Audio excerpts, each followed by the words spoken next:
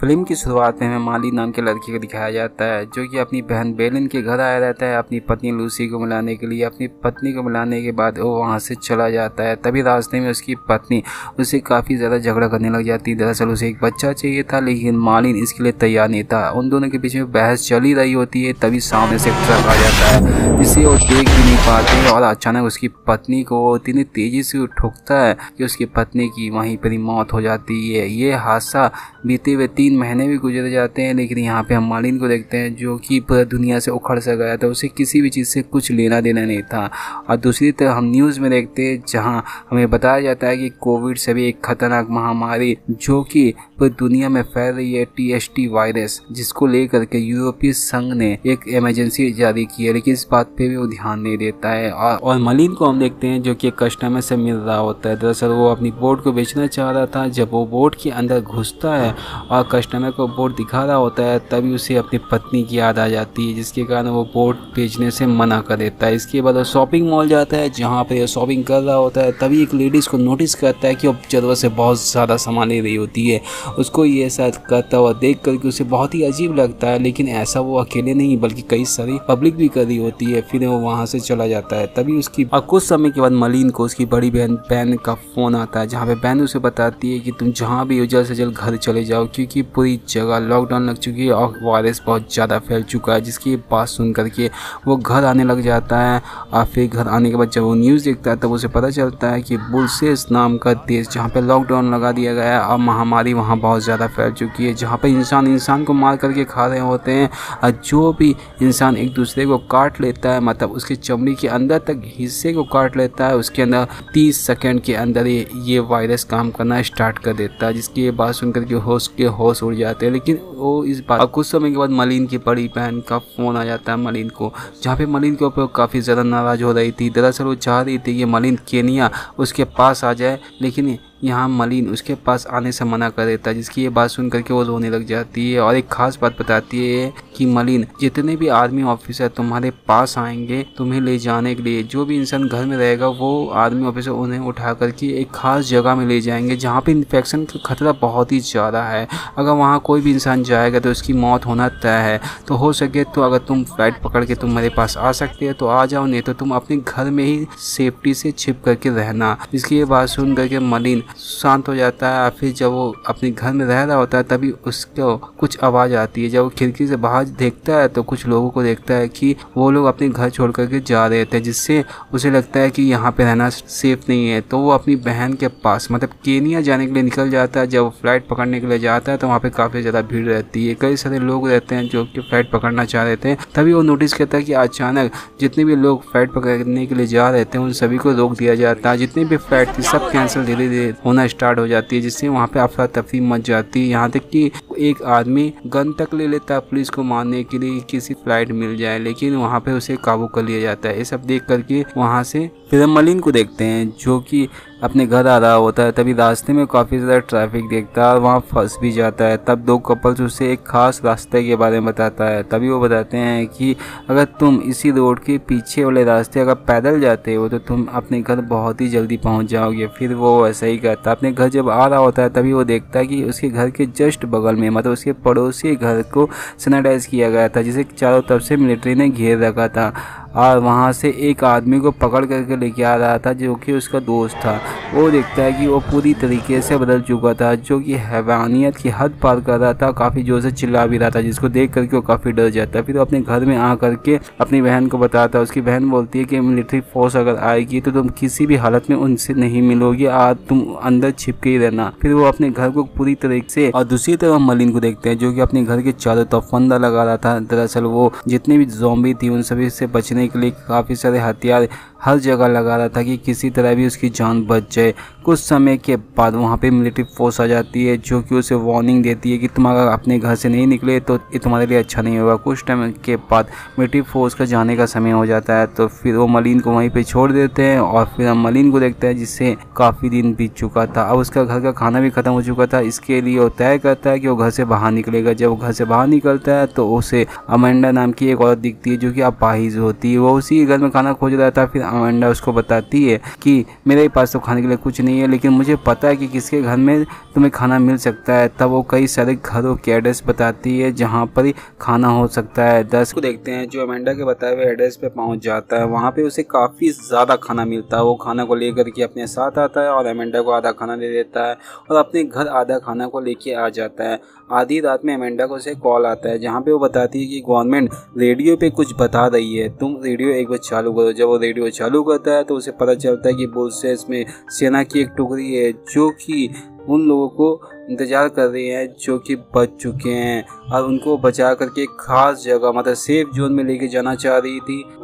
और इसके मलिन ये खबर सुनने के बाद वो तय करता है कि वो उसी सेना के पास चला जाएगा अपनी जान बचाने के लिए, क्योंकि उसका भी घर का खाना ख़त्म हो चुका था और उसके पास जीने के लिए एक आखिरी उम्मीद बची थी।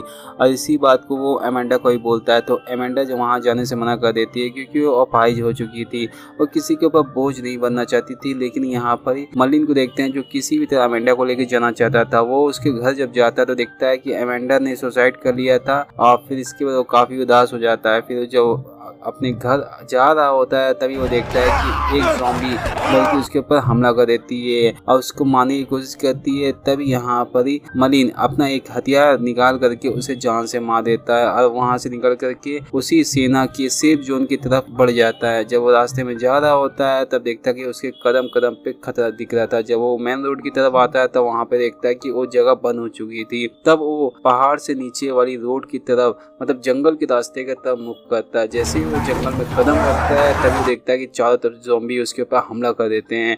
उससे बचना काफ़ी मुश्किल हो चुका रहता है, लेकिन वहाँ से बचते हुए जब वो आगे बढ़ता है तभी उसका बाइक ख़राब हो जाता है। किसी तरह बाइक को चालू करने की कोशिश करता है लेकिन उसकी बाइक चालू नहीं होती है और उसको बाइक को छोड़ करके वहाँ से भागना पड़ जाता है। और मैक्स भागता हुआ अपनी बोट की तरफ भागता है, लेकिन जितनी भी ज़ॉम्बी थी वो भी उसका पीछा कर रहे होते हैं। तभी रास्ते में जब वो आगे बढ़ता है तब उसे दरवाज़ा दिखता है। दरवाजे को बंद करता है लेकिन ज़ॉम्बी उस दरवाजे को भी तोड़ देता है। जैसे तैसे करते हुए मलिन अपनी बोट के ऊपर चढ़ जाता है और वहाँ से निकल भी जाता है, लेकिन बीच समुद्र में जब जाता है तो उसका फ्यूल खत्म हो जाता है। तभी सामने से एक बोट उसे दिख जाती है जो कि उसे रिसीव कर लेती है। वहाँ पे मैक्स नाम का आदमी उसकी काफ़ी मदद भी करता है, उसे खाना भी देता है। फिर आधे रात में जब मैक्स अचानक किसी आदमियों की आवाज़ को सुन करके उठ जाता है तब वो देखता है कि 3-4 लोग थे जिसे मदद चाहिए और वो भी उस बोट के ऊपर चढ़ने की कोशिश करते हैं और ऐसा कुछ देख करके वो सो जाता है। फिर अगले दिन जब उठता है तब वो मैक्स से पूछता है कि कुछ और भी लोग तो कल रात में बोट के ऊपर चढ़े हैं। तभी मैक्स बोलता है कि नहीं ऐसा कुछ तो नहीं है, जिससे उसे शक हो जाता है कि ये असल में एक बोट नहीं बल्कि जेल है। वो मैक्स से पूछता भी है लेकिन मैक्स मना कर देता है, बोलता है कि अगर तुम अपने मुंह को बंद नहीं करोगे तो तुम्हें भी जान से मार दिया जाएगा। और ये सब सुनकर के मलिन काफ़ी ज़्यादा निराश हो जाता है। वो सोचता है कि कहाँ आकर के वो फंस चुका है। इसके बाद वो तय करता है कि वो उन सभी लोगों की जान बचाएगा जिसकी वो जान बचा सकता है, जिसके लिए वो उसी बोट के नीचे जाता है जहाँ पर वो लोग काफ़ी सारे लोगों को देख भी लेता है। और फिर उनकी हाथों को जब खोलता है तो वहाँ पर एक ऑफिसर आ जाता है जो कि एक आदमी के ऊपर गन से शूट कर देता है। तब तक मैक्स भी आ जाता है। मैक्स अपने ऑफिसर को रोकने की कोशिश करता है लेकिन वो उसको गन पॉइंट पर ले लेता है। तभी मजबूर होकर के मैक्स उसके ऊपर हाथ उठा देता है। इसी अफरा तफरी में मैक्स को भी गोली लग जाती है और फिर मैक्स वहाँ से निकल कर भागने लग जाता है। इसी तरह उन्होंने उस बोट से निकल के भागते हैं और यहाँ पे फायरिंग भी बहुत तगड़ी चल रही होती है। और इसी फायरिंग के दौरान मैक्स को भी गोली लग जाती है और किसी तरह मलिन उसको ले करके वहाँ से निकल भी जाता है। निकल वो एक हॉस्पिटल में जाता है जहाँ पे कई सारे ज़ॉम्बी थे जो कि उनके ऊपर हमला करने की कोशिश करते हैं। तभी वहाँ पे मलिन और मैक्स को जूली नाम की नर्स आ जाती है जो कि उन्हें बचा करके वहाँ से एक नीचे वाली तहखाने में लेके चले जाती है। वहाँ और भी लोग थे, मतलब वहाँ पर कई सारे बच्चे भी थे। उनको देख करके मलिन काफ़ी हैरान हो जाता है कि ये सब लोग कैसे जिंदा बच चुके हैं और चारों तरफ ज़ॉम्बी ही ज़ॉम्बी थे। तभी यहाँ पर जूली बताती है कि उनको यहाँ पे फंसे हुए कई महीने हो चुके हैं और उनका खाना भी अब ख़त्म होने वाला है। तभी यहाँ पे मरीन बोलता है कि काश कोई ऐसा तरीका होता है जिससे हम यहाँ से बाहर निकल सकते हैं। तब यहाँ पे जूली बताती है कि यहाँ पे एक हेलीकॉप्टर है जो हम सभी को लेके जा सकता है। और यहाँ पे मैक्स बताता है कि हाँ, अगर मैं ठीक हो गया, मतलब मेरी गोली अगर निकल गई और मैं ठीक हो गया तो मैं बहुत जल्दी आप सभी को लेकर के यहाँ से निकल जाऊँगा क्योंकि मैं हेलीकॉप्टर चलाने जानता हूँ। और वो लोग तय करते हैं कि अगले दिन मतलब 2-3 दिन के अंदर ही वहाँ से बाहर निकलेंगे। तब तक वो देखते हैं कि वहाँ पर कई सारे टेररिस्ट आ जाते हैं और ज़ॉम्बी को गोलियों से मारने लगते हैं। दरअसल वो खाना का खोज करने के लिए आए थे और उनको भी वो हेलीकॉप्टर दिख गया था। उन्हें भी उस हेलीकॉप्टर को लेने के लिए आए हुए थे।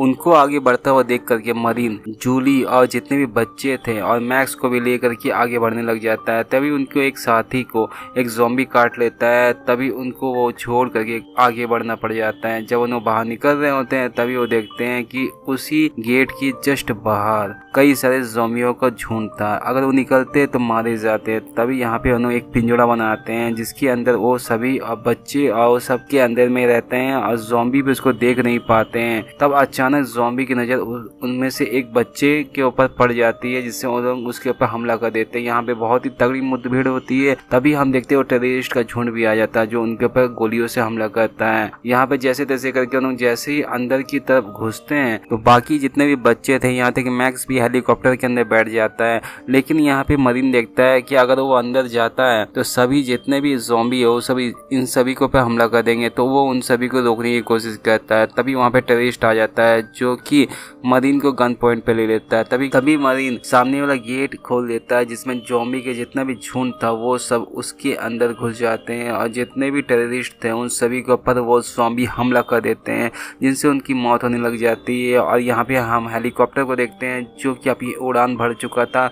जैसे ही ऊपर उठता है तभी यहाँ पर जूली मतलब वो ना सीढ़ी फेंक देती है जिसको पकड़ के मरीन ऊपर की ओर चढ़ जाता है और उसकी जान बच जाती है। इसके बाद मरीन अपनी बड़ी बहन को कॉल करता है और यहाँ पे जूली को और मैक्स को भी बोलता है कि अब हमें मेरी बड़ी बहन के पास जाना चाहिए क्योंकि सबसे सेफ जगह वही है। तभी उसकी बड़ी बहन का मैसेज आता है कि मरीन तुम यहाँ पे मत आना क्योंकि अब ये भी जगह बहुत ही खतरनाक हो चुकी है। और यहाँ पे हम सुनते हैं कि उसकी बहन की चिल्लाने की आवाज़, मतलब उसकी बहन की भी अब जान खतरे में आ गई है। अब कैसे वो अपनी बहन को बचा पाएगा भी कि नहीं, इस फिल्म के आगे नहीं दिखाया गया। और इसी तरह इस कहानी का, इस फिल्म का अंत होता। उम्मीद करते हैं फिल्म आपको अच्छी लगी होगी। तो प्लीज़ चैनल को सब्सक्राइब, वीडियो को ज़रूर लाइक करें। मिलते हैं अगले वीडियो पर, तब तक के लिए थैंक यू फॉर वॉचिंग।